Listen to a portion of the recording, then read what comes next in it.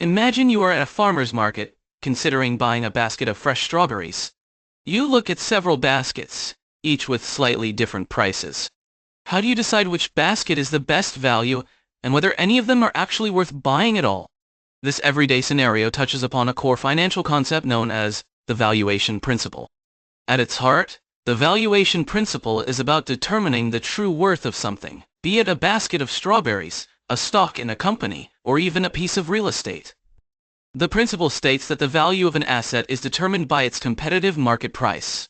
Essentially, it's all about what something is actually worth in the real world, based on what others are willing to pay for it. Think about it this way: if you want to know the value of a used car, you wouldn't just guess a number. You would likely check online car marketplaces, see what similar cars are selling for, and that information would give you a much better idea of its true market value.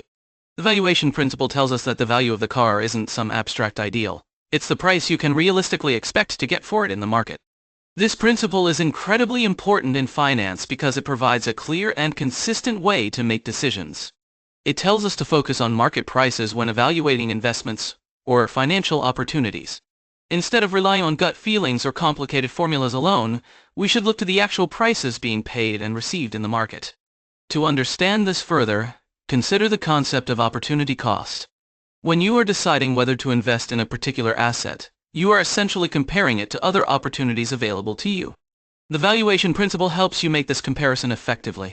It suggests that you should only invest in an asset if its market price is less than or equal to the present value of its expected future cash flows. Let's break that down.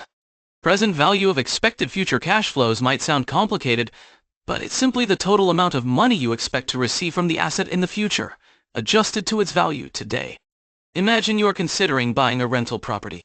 You would estimate the rent you expect to receive each month, year after year. Because money received in the future is worth less than money received today, due to factors like inflation and the potential to earn interest, you need to discount those future rental payments back to their present value. The valuation principle then tells you to compare this present value to the current market price of the rental property. If the market price is lower than the present value of the expected future rents, then the investment might be a good deal. You are essentially getting the property for less than what its future benefits are worth to you today. Conversely, if the market price is higher than the present value of future rents, it might not be a worthwhile investment based on the valuation principle. The beauty of the valuation principle lies in its simplicity and practicality. It emphasizes the importance of market prices as a reliable indicator of value. In efficient markets, where information flows freely and many buyers and sellers participate, prices tend to reflect all available information about an asset's potential future cash flows and risks.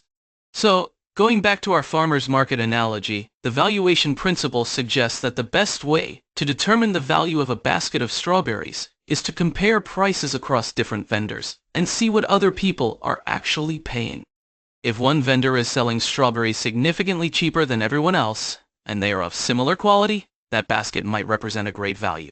If another vendor is charging a premium price, you need to consider if there's a justifiable reason, such as organic certification or a particularly desirable variety, that would make the higher price worthwhile in the context of other available options. In essence, the valuation principle is a powerful tool for making sound financial decisions. It encourages us to be rational, market-focused, and to compare costs and benefits based on real-world prices. By understanding and applying this principle, we can make more informed choices about where to allocate our resources and ultimately increase our chances of financial success.